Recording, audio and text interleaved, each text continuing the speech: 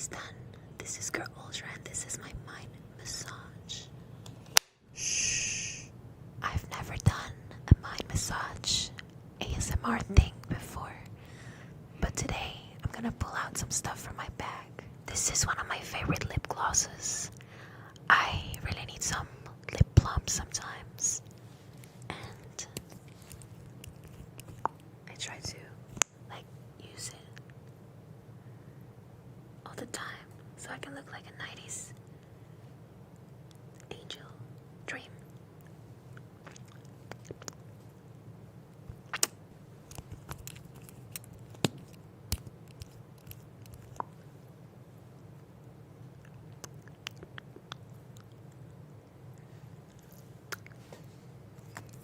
I really enjoy this lip gloss because it's in the shade of a 90s princess, and it goes with anything, any color, any lip liner, so I try to carry it around. I always can spot this lip gloss in my big bag because it's got some a different kind of cap, and it's very soft, and I love the design of it.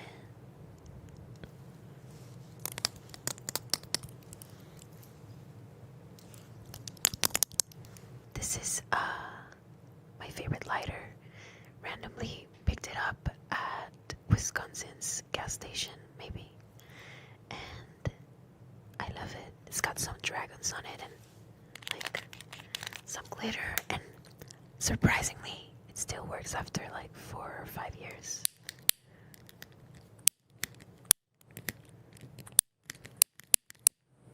Oh, and it cracks deliciously.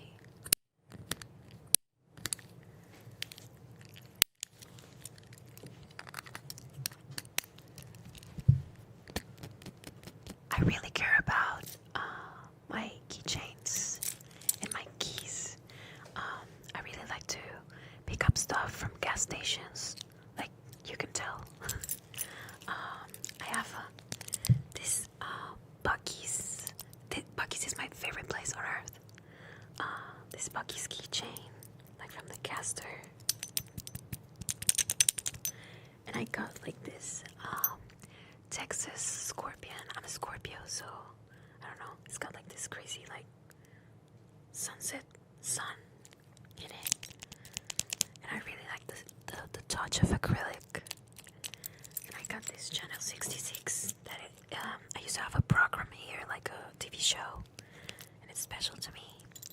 And I got this Homer Simpson that a friend got to me years ago, and he lost an arm, but I'm gonna keep it still. And it's kind of flexible. So, I don't know, it's kind of fidgety sometimes. And, oh, this is special. There used to be some CD players in the 2000s with small clips of CDs. And this is Avril Lavigne's Skater Boy. And I still got it.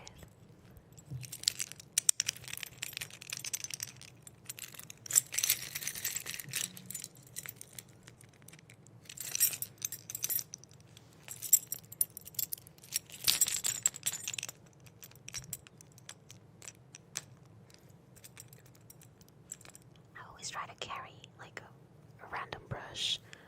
I'm always trying to look presentable. I try to be ready, and I don't know, there's something so comforting about brushing your own hair or making people brush your hair, so I always carry it with me.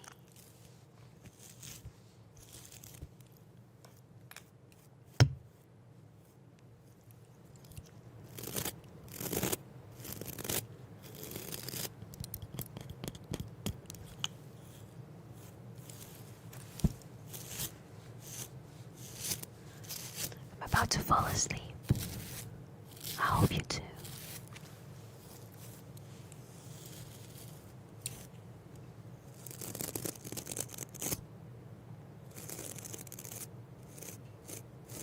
Go to sleep.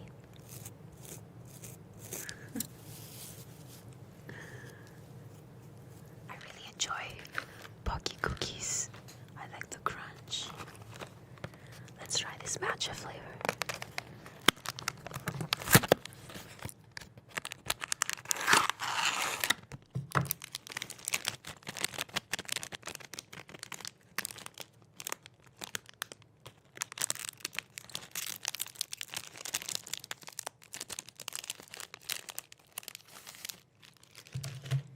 I really enjoy like small playful food. It just makes me crave it more.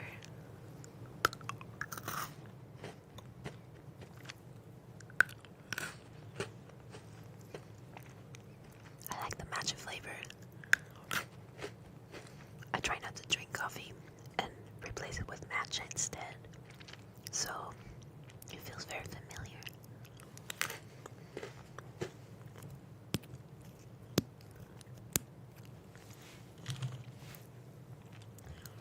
I've never tried the strawberry ones.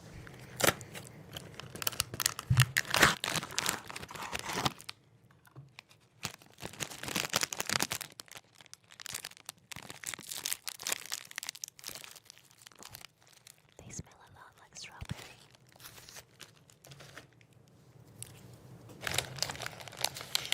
What about if I give a bite to 3 of them at the same time?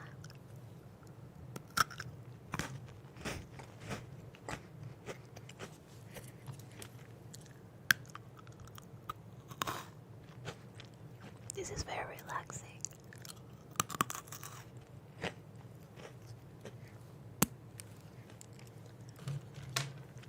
Like the last ones are my favorite. I go by the classic chocolate ones.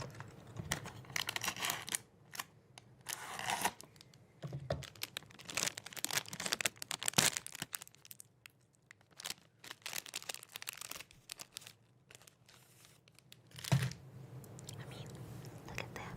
Like they're so beautiful. Whoever designed the cookies. Thank you.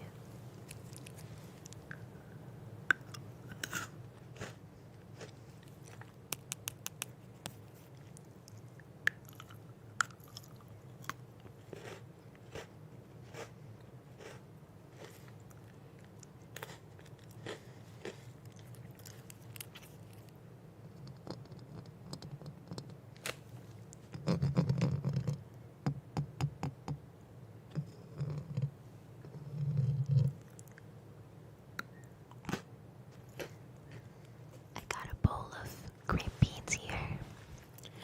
This is like my go-to snack on the road when I'm touring, whenever I'm not eating beef jerky, when I want to keep it healthy.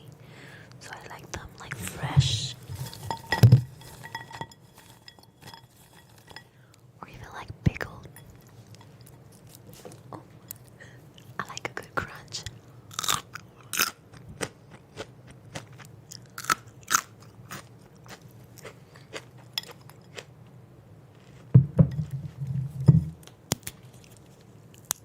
So satisfying.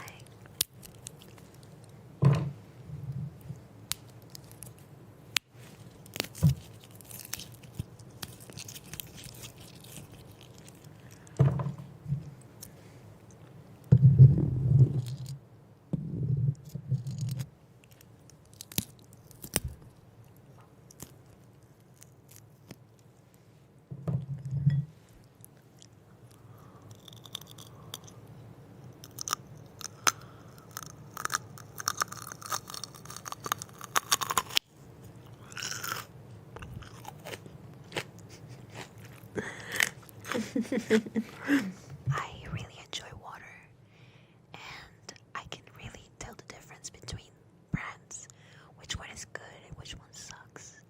So we're gonna do a little water test for your enjoyment and for mine.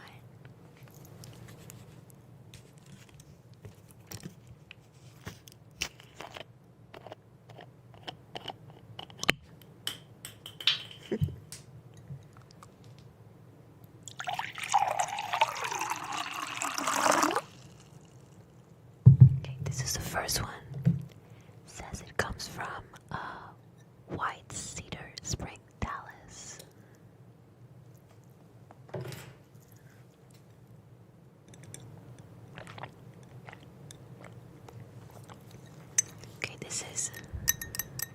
It's pretty fresh.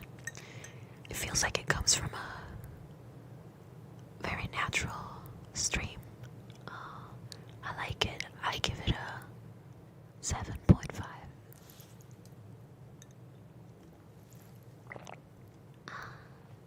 So this is water taste number 2. I'm excited.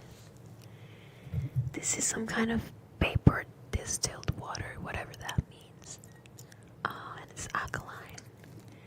And it comes from Irvine, California. I don't know where that is, but it's from there.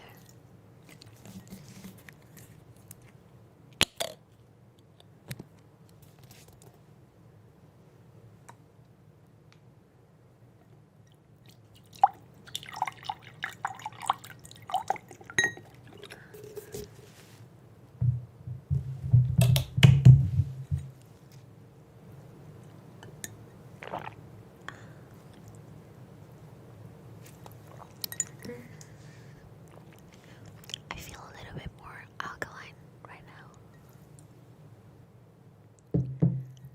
I give it an 8. And now for the last one, we're gonna do this Hawaiian volcanic water. It's got electrolytes in it. Kinda need them right now. And this comes from, I guess, it says Hawaiian, so I guess Hawaii.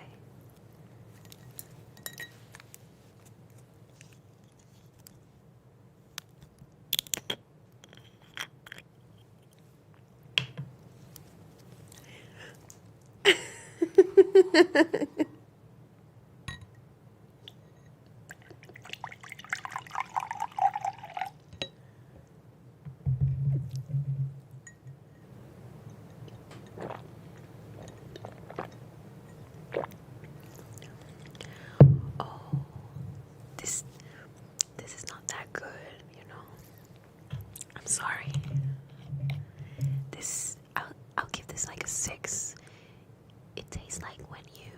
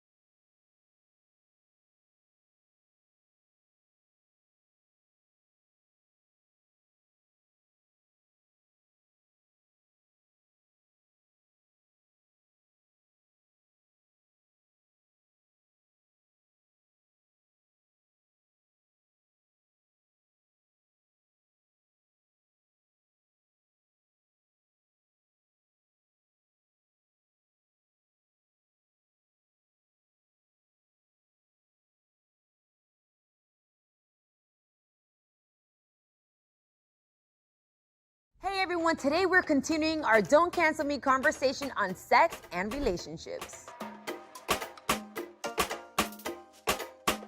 So have you ever had a fan or whatever reach out to you or in person and try to, I don't know, seduce you with some freaky stuff that just like way off limits, just crazy or something psychotic? For most of the time, like I've had sex with a few fans and it was fun, but there are some creepy fans. I would say. Wait, you've had sex with some of your fans? Yeah. I would say the thing that's just like the most, and this to me isn't funny either, when someone makes you feel uncomfortable. During meet and greets at my live shows, people touch me a lot, touch my titties, touch my ass, because I'm talking about sex and I think they can do that. And men generally don't, but women have been the most invasive of my space. Women are like that, it is true. Women feel like it's comfortable to just be like, oh, let me grab your tits and jiggle them. No, I don't like that. No.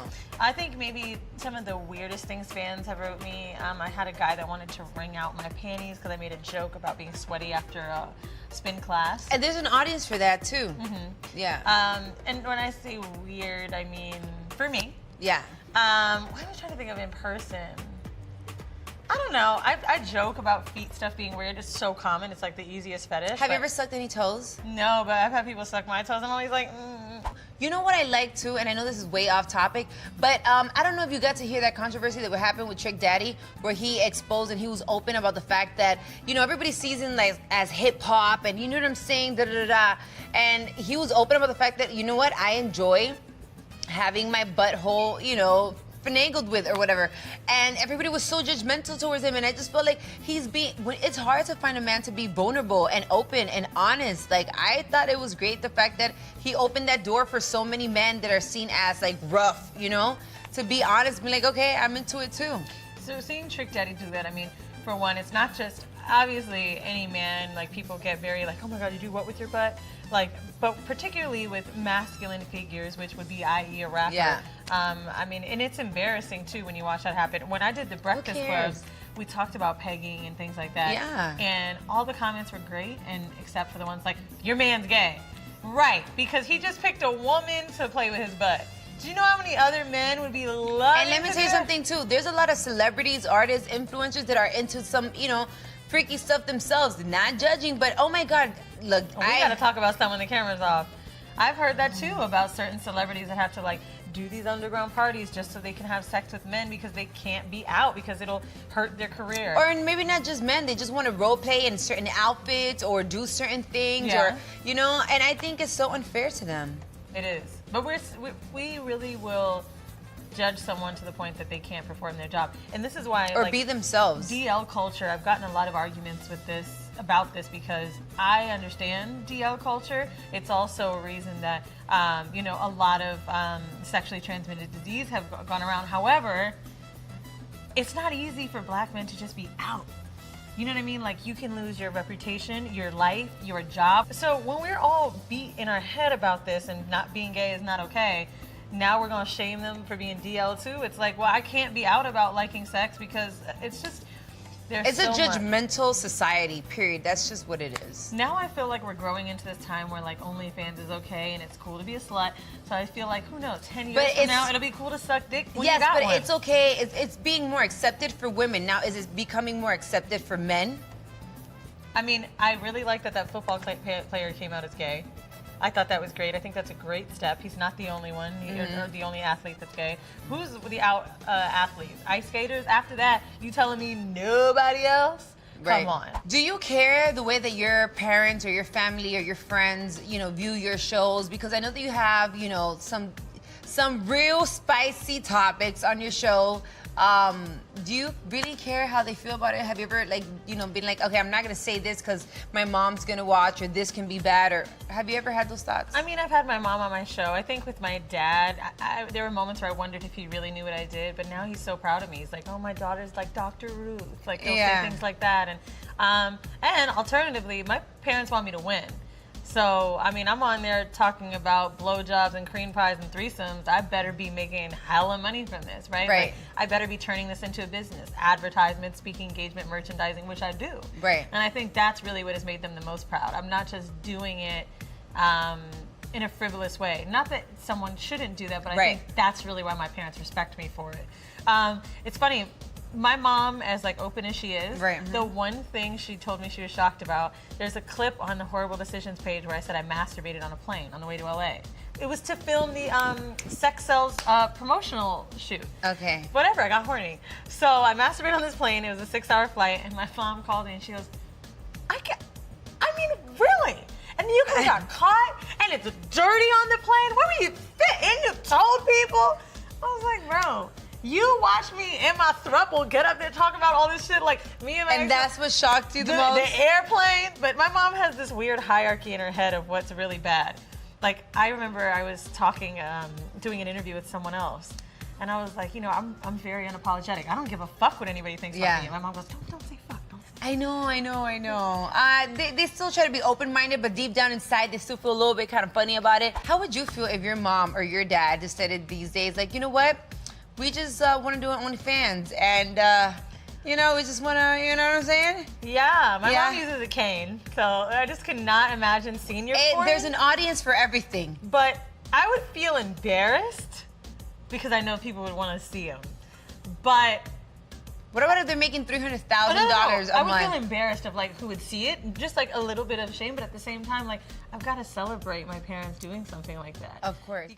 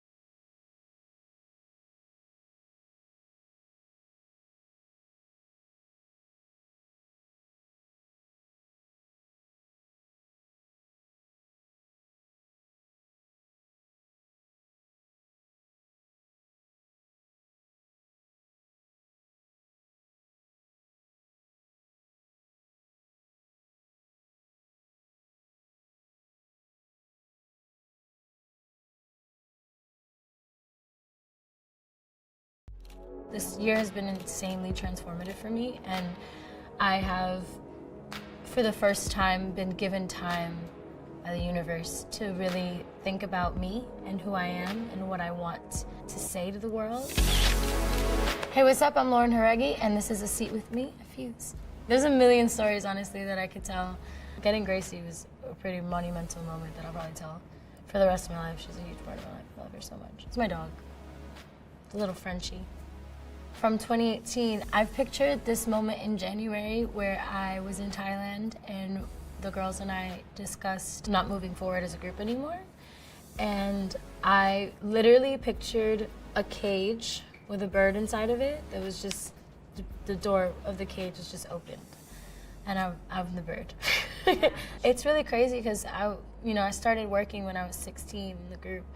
and I'm 22 now, so that's 6 years of my life that I dedicated. 6 very transformative years, like of adolescence, where I'm supposed to be discovering myself. And then I realized this year that I was so consumed by working and being part of a group that I didn't at all get to figure out who I was as an individual. I started writing music this year. This album process is definitely the first time that I'm really delving into my soul. I've been writing poetry and stories my whole life, but I really was fearful of writing music because I love it so much, and I was so scared that I was enough that I just didn't even try. A lot of the time, a writing session starts with a really vulnerable conversation about something that's happened to me or something that's inspiring me at the moment. I've been seeking a lot of inspiration in relationship, energy. I've been exploring just the state of the world and my personal expression in it. The song that I like the most that I've recorded so far is not out yet. It explores my relationship with codependence. I keep getting new pieces of advice that kind of shift my energy towards more self-exploration. One of the things that I was told this year that has really stuck with me is never take more than you give or give more than you take. Because I'm an empath and I'm a very, very giving person. And I tend to kind of make excuses and put myself in a position where I'm not 100% happy or listened to for the sake of everyone else being happy and listened to. So like I never take more than I give to anyone. But the second half of it about giving more than you take is something that I'm working on and getting back to myself so that I can have more energy to fulfill the things that make me happy. I'm giving myself a lifetime to accomplish my goals. I think putting kind of time barriers on the goals tend to make me anxious. My goal is to continue to grow as an artist and to continue to say my truth. I'd like to work with more incredible producers that just teach me things about producing, because a goal of mine is to learn how to produce so I can get my own music.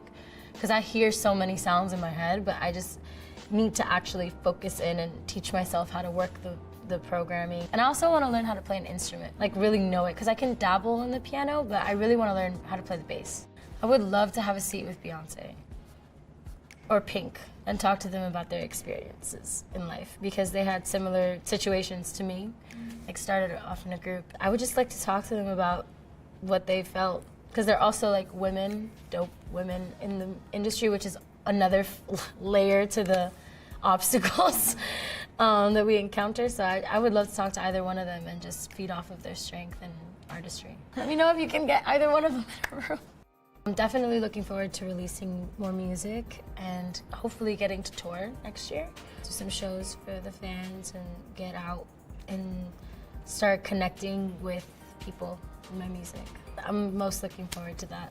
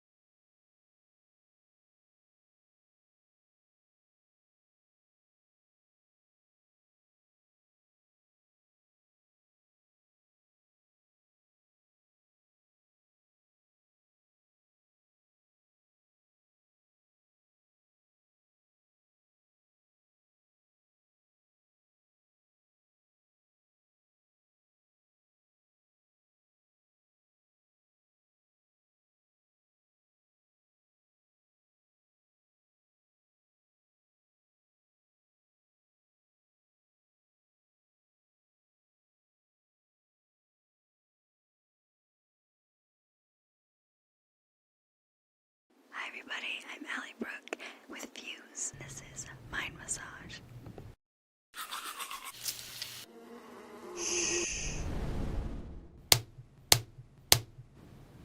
I grew up in San Antonio, Texas, and I'm so proud of being from there because it's a city that really embraces our culture and our heritage. And I remember growing up with sounds of mariachi music, violins, trumpets, maracas, and whenever I hear certain sounds, it reminds me of home because when I was a young child, I used to play with these.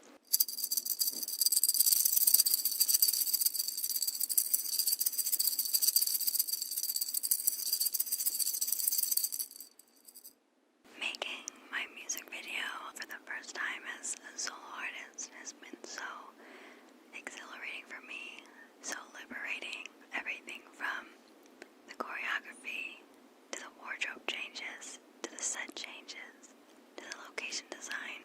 One of the other things that I love is the makeup in the video, and I love my lip gloss.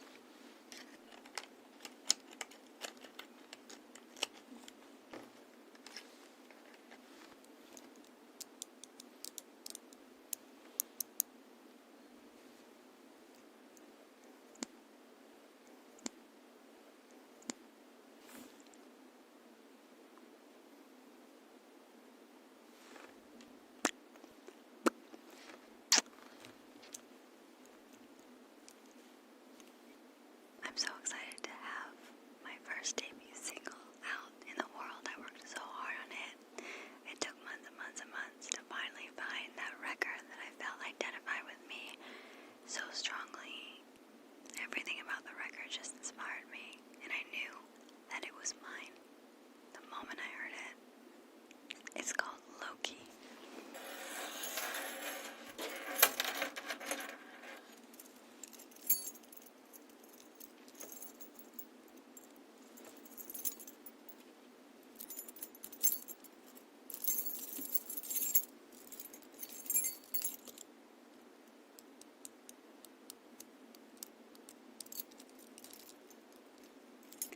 Loki, you should really get to know me.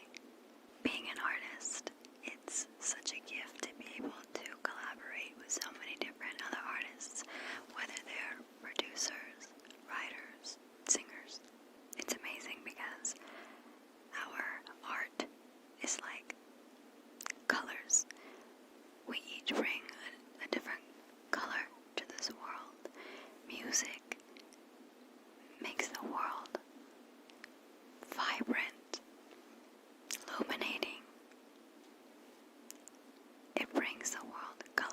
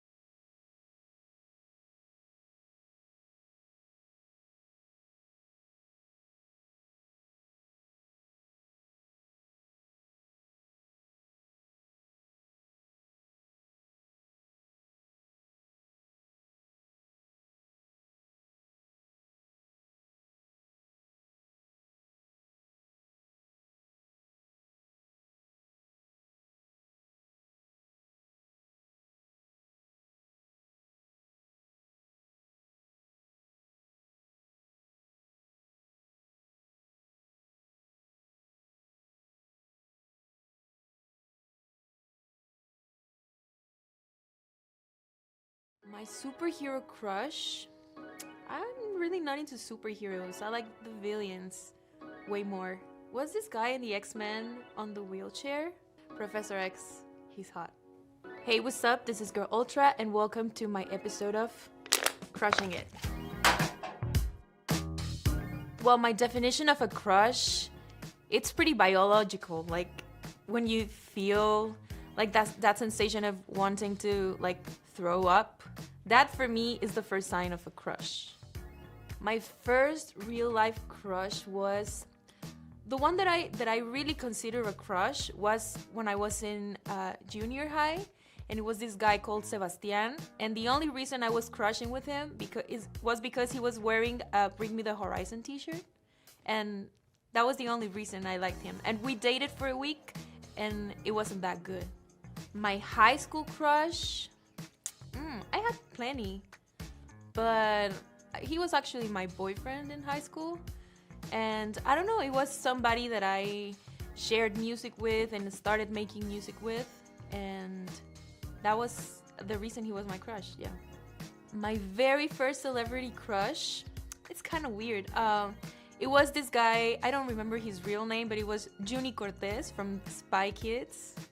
I was like 12 years old, and I used to dream about him.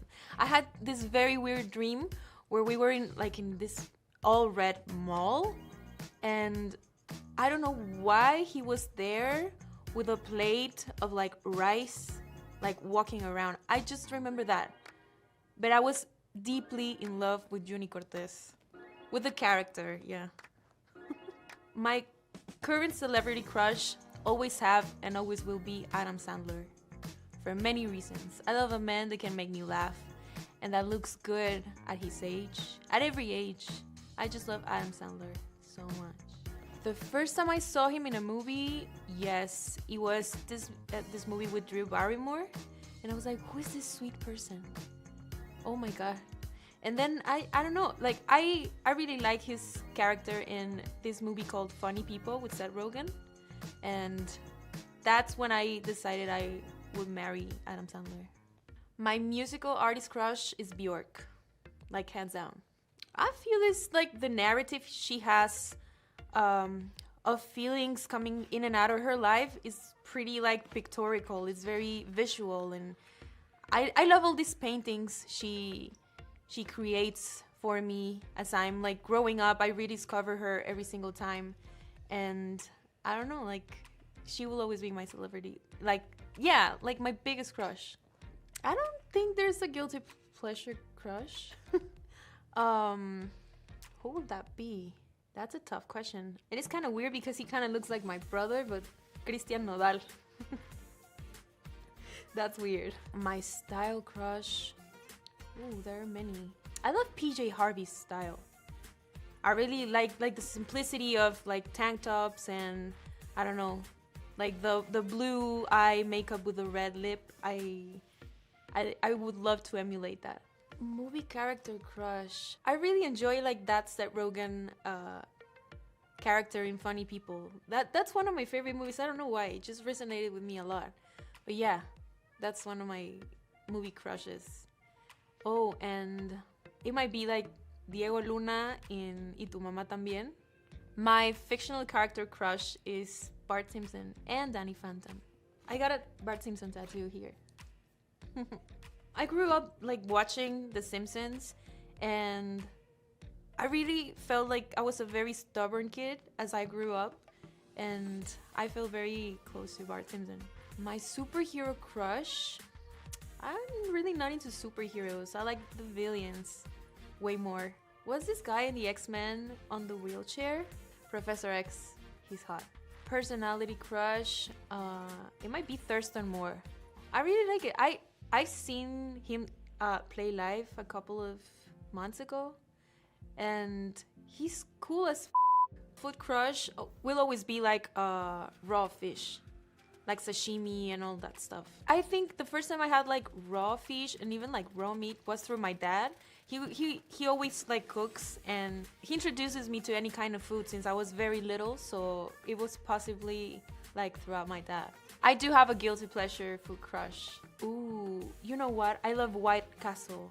So hard to get sometimes, but I love the little patties. I love little food, like small stuff makes me crave it more. My snack food crush, it's not that healthy, but I really love beef jerky. So much. When I'm touring, I try to like taste, not in this tour because I'm concerned about my health, but in past tours I used to try every single different brand whenever like I stop at, I don't know, Wisconsin or Raleigh or the most random cities, Asheville, and I used to try like every single one. I don't remember the brands. There's like this one called Old Wisconsin. That's even they do like the cheddar and the beef on the same pack. I enjoy that so much. My restaurant crush. There's a restaurant in Mexico City South Side that's called Gruta Eden, and it's Lebanese food. I got Lebanese family on my dad's side, so that's my favorite kind of food, like Lebanese. So they got like great Lebanese food. My shoe crush. Oh my god. I got many. Lately I've been like enjoying like those diesel like pointy heels, but I think it will always be like the Vivienne Westwood like boots or everything like kind of Victorian. When I got like my first paycheck and I knew that I could buy shoes actually and not wear what my mom was buying me, or no, even when I was an emo girl, like when I was like 15 years old. Yeah, that's my first shoe crush. Like the Vans with the checkers Vans, but with the pink ones. Those were my first like I need to get those shoes. Clothing line crush, Vivienne Westwood all the time. And Heaven, like Marc Jacobs Heaven. My car crush. You know that I don't even drive. I don't know how to drive. So I don't give a shit about cars, but I recently developed a crush on like this. I think it's like a 98 like Tracker or Jeep. It's very small, very like Barbie like. I would learn how to drive that thing. I've been into like great hotels, but usually the ones that I remember the most is when I'm very tired and I'm craving like a bed so much. I remember I think it was a Marriott. We were touring and we were in Philadelphia and had like this crazy party with this band called Triathlon. And when I arrived to that bed, it was like the best night ever. I just slept so much and like so heavy. So Marriott, this is not a commercial, but I enjoyed that night. Beverage crush will always be water. I enjoy water, and I taste like I can grab the different tastes from water. Like I can tell which one is good, which one is clean. Like my brother and I grew up on only drinking water. In Mexico, they do like on kids' parties and everything. There's always like flavored water, like Jamaica, horchata, and we were like, we don't want sugar in our bodies. We were very aware of that. And yeah, I enjoy like a great like fresh water. I enjoy boxed water. My city crush. Ooh, it changes a lot. Recently, I played in San Sebastián and Donostia in Spain, and it's such like a fairy tale town. It's just like in the border of France, so it looks like France, but it feels like Spain. And I don't know, I really like that city. Oh, my venue crush. That's a tough one. There's this venue in Detroit. It's called El Club. That I played twice there, and it's kind of in a Latino neighborhood, and it feels like that place is abandoned, like on the outside. I've always had like a great show in Detroit in that place, and there's like this Kurt Cobain looking sound engineer, and he's very good and very nice, and it's very small. It's like a small like hallway, but I enjoy that place like hard. If I were to create my perfect crush, the only thing I ask is to be funny. Make me laugh. That's the only thing I ask for. Thank you guys for watching. Now you tell me, who do you have a crush on?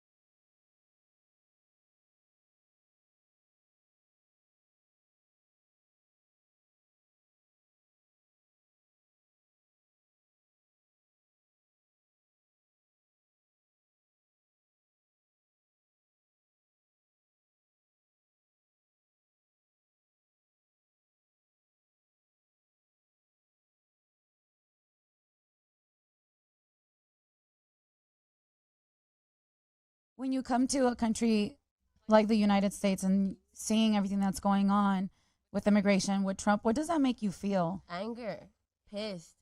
Who are you to separate a family?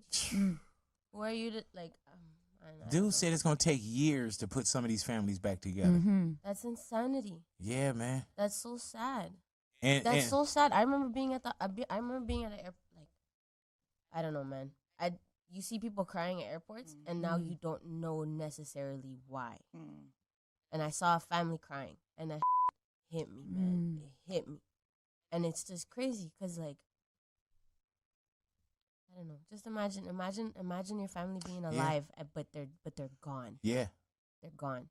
Or I don't know. It's just insane, and it's hard for me to speak about it because I'm Canadian. I'm a guest in this. But you're a human being. But you're still allowed to speak from it because, like Big said, you're a human being and you're saying that. So I don't think that you have to be born here to be able to speak up on it. It's a human cause, right? And you didn't vote for Trump or nothing, though, right? You didn't do no like benefits and. You're not gonna go build a wall, are you?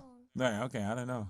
No. Okay. This is how we can tell the difference in our answers, no, babe. big, don't put that on me, please. You know what I'm saying? Like, No, I'll say it with my chest. Hell no. Okay. Hell no. Hell no, man. I'm not trying to get kicked out of this country though. But anyway. You're like, right here on my visa. I'm nice. No, but that ass, it sucks, man. It's crazy, and it doesn't take much to understand it. Like everybody arguing against it. Just put yourself. Just for a second. Anybody that's arguing with their chest about that perspective, it's just so easy to understand it if you just switch roles. Just switch roles for a second and understand that this land doesn't even like. Think about indigenous people. Think about indigenous people, and then who you are, and then speaking about that and the irony behind the whole situation. I feel like it'd be easier to empathize. And I feel like empathy is the key to world peace.